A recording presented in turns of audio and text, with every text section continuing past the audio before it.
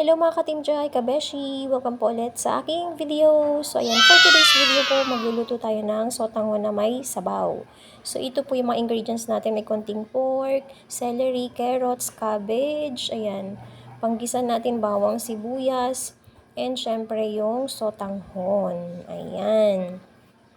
And then, since ito po ay may sabaw, lalagyan natin siya ng aswete para magkakulay yung sabaw po ng ating sotanghon. So, ayan, depende sa inyo po kung lalagyan nyo yan or wala.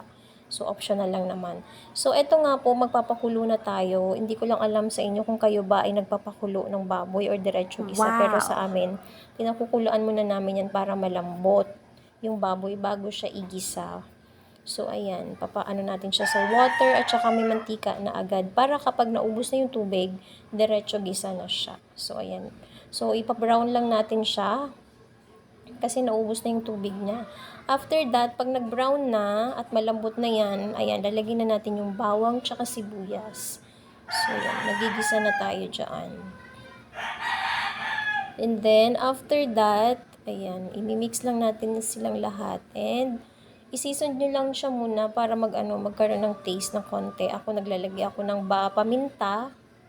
Ayan. Tapos konting patis. Lalagyan ko siya ng konting patis pag nagigisa.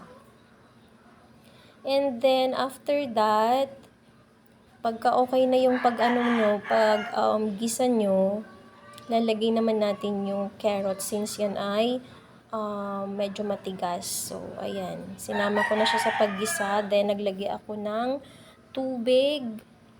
Yung tubig na medyo napakuluan ng onte or ininit na siya para mabilis na lang kumulo. And, naglagay po ako ng pork cube. Since pork ang ginamit natin, nilagay ko na din yung aswete. Ayan. Para magkakulay siya. So, ayan na po at inaantay na lang natin yan siya mag-simmer. So, once na kumulo na siya, ilalagay na natin yung sotanghon. Pero before nyo ilagay yung sotanghon, syempre, make sure na sakto na yung panlasa or natimplahan nyo na po yung sabaw ninyo. Ayan. So, nilagay na natin yung sotanghon. And then, after that, nilalagay naman natin yung ibang veggies natin dyan. Like yung celery at saka yung cabbage or repolyo. Ayan, kumulo na siya. So, yun na, nilagay na natin. And naglagay din po ako ng siling green dyan. Para pampalasa lang at pangtanggal lang ng langsa or ano-ano dyan. O, diba? Para mabango. So, yan na, nakakatakam na. So, that's it lang po ang natin for today's video po. Sana po nagustuhan niyo po yung aking video. Don't forget to follow, like, comment, and share po. And kung meron po kayong gustong video na i-content ko, just comment lang po dyan sa comment section at gagawin natin sa kaya ng ating powers. Bye! Thanks for watching!